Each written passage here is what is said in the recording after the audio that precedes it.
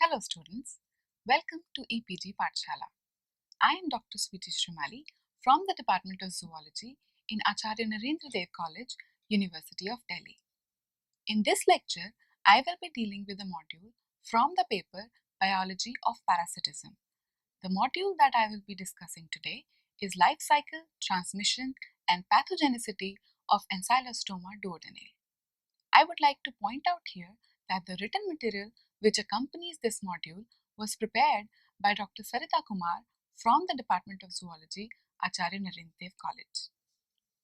After studying this module, you shall be able to realize the medical importance of Ancylostoma duodenale, identify the parasite and distinguish between the male and female based on their morphological features, recognize the monogenetic nature of parasite and comprehend its life cycle, understand the pathogenic effects and the diseases caused by the worm, be aware of the host immune system and response against the parasite, and finally appreciate the various methods of prevention and control of the parasite. So let's get acquainted with the biology of Ancylostoma duodenale. It is a thread-like parasite which is sanguivorous, meaning that it feeds on the blood of its host. It belongs to phylum Nematoda and class Phasmidia. Ancylostoma duodenale lives in the small intestine of man and is commonly known as the Old World hookworm. It is well known as the causative worm of Ancylostomiasis or hookworm disease, which is characterized by severe anemia and gastrointestinal problems. Ancylostoma duodenale was discovered by the Italian physician Angelo Dubini in 1838. However, the relationship between the worm and the disease was established in 1854 by Wilhelm Griesinger. The characteristic features of Ancylostoma duodenale are that it is a pseudocoelomate, meaning that its coelomic cavity is not surrounded by mesoderm. The adult worms get anchored to the wall of the small intestine by their anterior ends. The adult hookworms reside in the small intestine of human beings, particularly in the jejunum. So, although it's called duodenal, it is found less often in duodenum and rarely in the ileum. Now, let us talk about the morphological features of Ancylostoma duodenale, and these are: 1. It is a cylindrical and thread-like nematode. 2. Its body is covered with a thick cuticle and has a syncytial epidermis. 3. It is grayish-white in color, but when freshly passed out from the body, the worms appear reddish-brown due to the ingested blood from its host. And 4. The anterior end of the worm is bent dorsally, and because of this reason, they are called hookworms. The fifth morphological feature is that there are minute finger-like cervical papillae which are present, and these are present a little away from the anterior extremity on each side of the body. The sixth point is that these worms contain two kinds of cephalic glands which are connected to the esophagus. These are a small esophageal gland and two pear-shaped cervical glands. The seventh morphological feature is that the secretion of these esophageal glands prevents the clotting of the ingested blood. Now here is a schematic representation of the adult female and male Ancylostoma duodenale. Females are larger than the males. Notice the hook-shaped structure at the anterior end of both the animals. The buccal capsule of Ancylostoma duodenale is a fascinating feature. It is lined with a very hard chitinous substance. The buccal capsule is provided with 6 teeth. 4 of these teeth are hook-like and are present on the ventral surface, while 2 teeth are knob-like and are present on the dorsal surface. The male and female Ancylostoma duodenale are separate and exhibit distinct sexual dimorphism. The female is larger than the male. The female has a straight and pointed caudal end, while the male has a wider caudal end because of the presence of bursa copulatrix, which is also called copulatory bursa. The digestive system and reproductive system of female adults open separately via anus and gonopore, whereas male ancylostoma has a single opening called cloaca for both the systems. Another point of difference is that males have two protrusible spicules which help in sperm transfer during the copulation. So where is this parasite found? It is found in the tropical and subtropical regions. The occurrence of the hookworm has been reported from India, Bangladesh, Europe, Sri Lanka, Egypt, Pacific Islands, North Africa, southern states of the US, and central and north China. In India, it is more prevalent in Punjab, Haryana, and Himachal Pradesh. The life cycle of Ancylostoma duodenale is completed within a single host, which in this case is human. Such parasites which complete their life cycle within a single host are called monogenetic parasites. Copulation between the hookworms occurs in the intestine of the human host. Male releases sperm in the female body, which stores them in the seminal receptacles. Besides its role in storing sperm, the seminal receptacle is also the site of fertilization of the gametes. The eggs are pushed into the uteri, then pass into the vagina and are laid through the gonopore. A single female worm lays about 10 to 20,000 eggs per day. These eggs are passed out of the human body along with the feces. Within 24 to 48 hours, the larvae hatch from the eggs. The newly hatched larva is called Rhabditiform larva or the first juvenile stage. The larva grows rapidly and molts twice in 1 week. The first mold takes place on the 3rd day, leading to the formation of the second juvenile stage. The second molt occurs on the 5th day, leading to the formation of Filariform larva, which is the 3rd juvenile stage. The Filariform larvae gain entrance into another human being by penetrating the skin. The larvae enter the lymphatics or small venules within 24 hours. They are then passively carried to the right ventricle of the heart. On about the 3rd day, they enter the lungs from the heart through pulmonary artery. They then migrate to the alveoli by boring through the wall of pulmonary capillaries, where they are arrested owing to their large size. The 4th stage larvae now move upwards through the alveoli of the lungs and reach the trachea. They are then propelled into the pharynx and are swallowed. When they reach the esophagus, the 3rd molting occurs with the formation of a temporary buccal capsule bearing 4 small teeth. The larvae now migrate into the stomach and enter the duodenum between the 7th and the 10th day. The growing larva settles in the jejunum and undergoes the 4th and final molt on the 15th day. During the molt, the temporary buccal capsule is replaced by a definitive buccal capsule with teeth. It gets attached to the wall of the small intestine and starts feeding on the blood of its host. The worm matures sexually in 3 to 4 weeks and starts laying eggs during the 6th week. Let us now briefly discuss the Rhabditiform larva. It is also known as the first juvenile stage and has been named Rhabditiform larva because of its similarity to another nematode, Rhabditis. It is about 250 micrometer long and possesses a rounded anterior end and a sharp caudal end. The larva is highly active and feeds ravenously on the bacteria and feces and the organic matter present in the soil. Another important larval form is the Filariform larva, also known as the 3rd juvenile stage. It is about 500 to 600 micrometers long. These larvae live in the upper half inch of the soil. The larva is active, but it stops feeding and does not grow further. The larva casts off its membranous sheath and bores directly into the human host through the skin or indirectly through the hair follicles. To summarize, the mode of infection of hookworm is through skin invasion.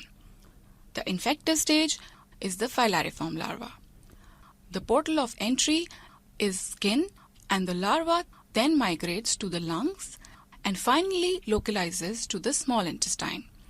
Both the Filariform larvae and the adult Ancylostoma are pathogenic. The main symptoms of Ancylostomiasis include skin lesions, dermatitis, creeping eruption, anemia, and eosinophilia, that is, increased count of eosinophils. So how does an individual get this infection? An individual can get hookworm infection in various ways. Infection generally takes place when the person walks barefooted on the soil contaminated with feces. The larvae are attracted by the warmth of the human skin and they enter through contact. Larvae can also enter the body through soft hands and palms, especially in gardeners and miners. Infection may also take place during the handling of feces-soiled clothing left damp for 4 to 5 days. The possibility of intrauterine infections, that is from the mother to the fetus, have also been reported. Lastly, the infection can also take place by drinking water contaminated with soil containing Filariform larvae. As already discussed, hookworm causes hookworm disease in human beings called Ancylostomiasis. The disease is characterized by severe anemia. The pathogenic effects can be caused by larval stages as well as adult forms. The larval form of Ancylostoma duodenale causes pathogenicity while entering into the body and migrating through the lungs. The effects caused include ground itch, creeping eruptions, lesions in lungs, and eosinophilia. Ground itch involves intense itching and inflammation of the skin. It is also called by many other names such as miner's itch, foot itch, toe itch, dew itch, and water itch. Creeping eruptions involve severe itching, blisters, and rashes caused by the migration of Filariform larvae of hookworms through the skin. Lesions in the lung and eosinophilia develop when the hookworm larvae migrate through the lungs. The larvae break through the pulmonary capillaries and enter the alveolar spaces. It results in noticeable eosinophilia.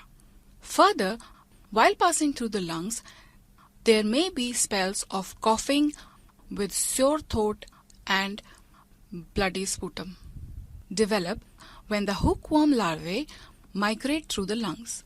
The larvae break through the pulmonary capillaries and enter the alveolar spaces. It results in noticeable eosinophilia. Further, while passing through the lungs, there may be spells of coughing with sore throat and bloody sputum.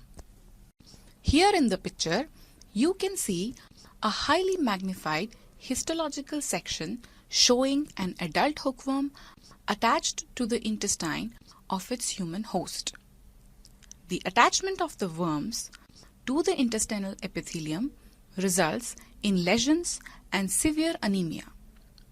The anemia may occur due to either the sucking of the blood by hookworms for their nutrition or the loss of blood from the sites of attachment causing chronic hemorrhages.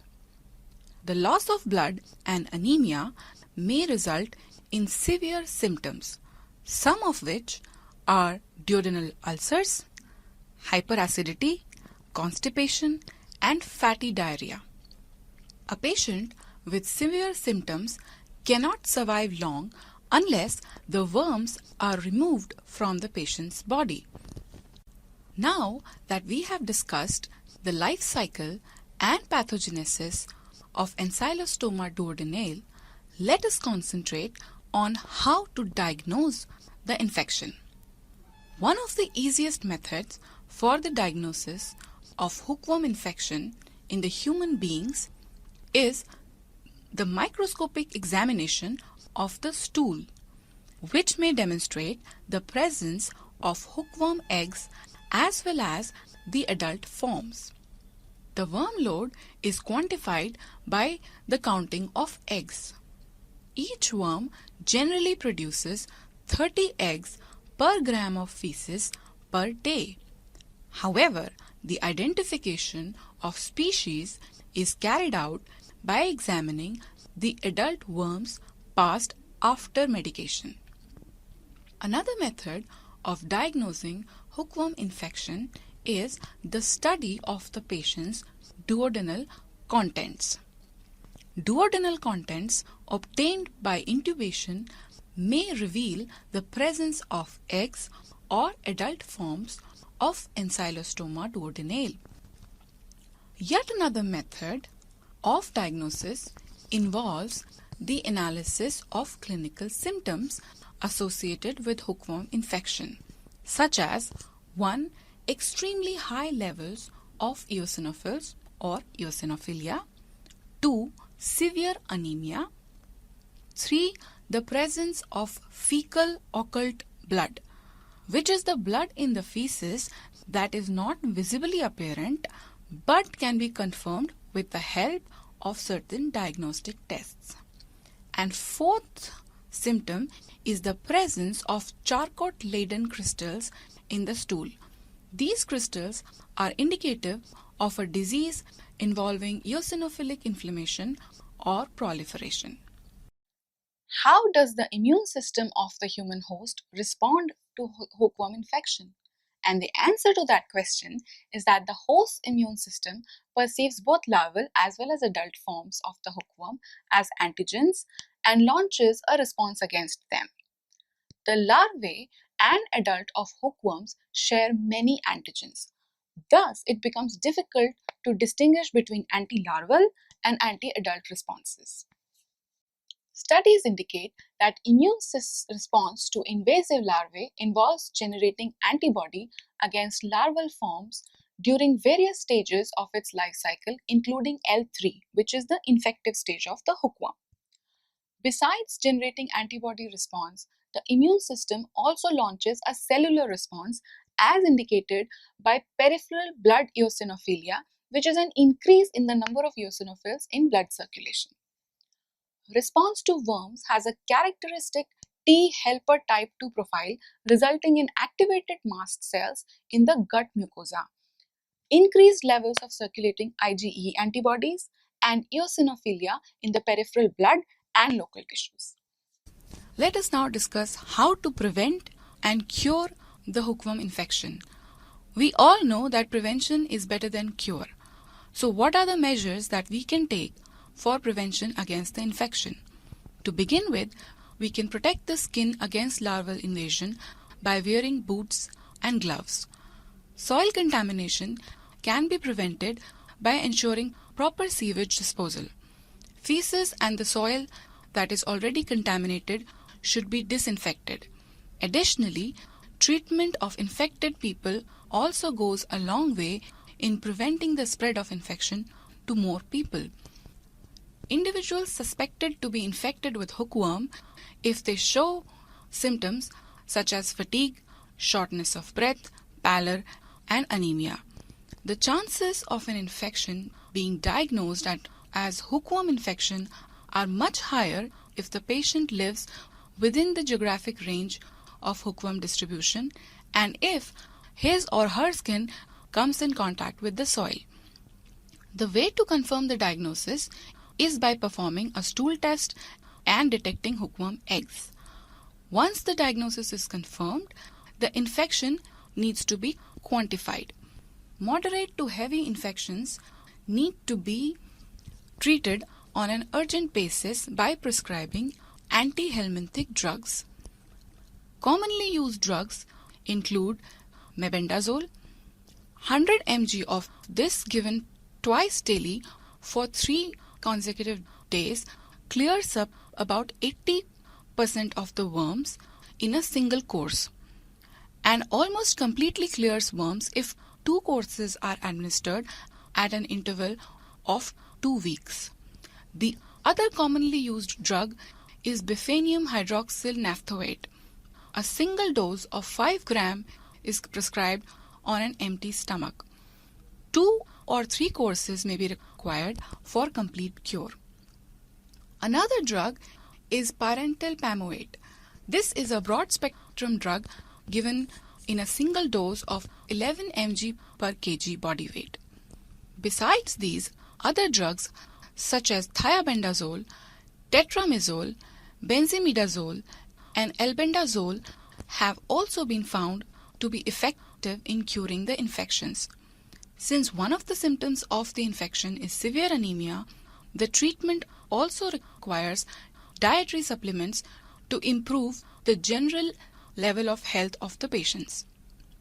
Adequate diet and iron supplementation is very important. In cases of severe anemia, blood transfusion may be required. Further, I would like to emphasize that the development of a vaccine against hookworms is a difficult task, as the natural immune response to hookworm infection is inadequate and does not confer protective immunity. So students, that concludes our discussion on Ancylostoma duodenale. Let us summarize what we have learned in this module. The first thing that we have learned is that Ancylostoma duodenale is a thread-like sanguivorous parasitic nematode which lives in the small intestine of man. The second thing that we have learned is that it is largely distributed in the tropical and subtropical regions of the world. The anterior end of the worms is bent slightly dorsally, because of which they are called hookworms. The worms possess well-developed buccal capsule. Male and female Ancylostoma are separate and exhibit distinct sexual dimorphism. Ancylostoma duodenale is a monogenetic parasite. That means it completes its life cycle in a single host, and in this case, the host is humans. Copulation between male and female adult hookworm takes place in the intestine of humans. The eggs are passed out of the human being along with the feces. Development of egg to Filariform larva takes place in the soil. The third juvenile stage or Filariform larva is infective to man. The Filariform larvae gain entrance into another human being by penetrating the skin. The larvae migrate through various human organs, lymphatics, heart and lungs, after which they enter the digestive tract through the pharynx and mature into adults. Hookworm causes ancylostomiasis in human beings, which is characterized by severe anemia. Larval penetration through the human skin causes ground itch, creeping eruption, and lesions in the lungs. The attachment of the worms to the intestinal epithelium results in lesions and severe anemia. Diagnosis of hookworm infection in the human beings can be carried out by stool test, clinical diagnosis, and examination of duodenal contents. Protection from hookworm infection may be carried out by sanitation and personal protection. The hookworm disease can be easily treated by antihelminthic drugs, the most important of which is mebendazole. The development of vaccine against hookworms is a difficult task, as the natural immune response to hookworm infection is inadequate and does not confer protective immunity. With this, I would like to conclude this module. Thank you for listening.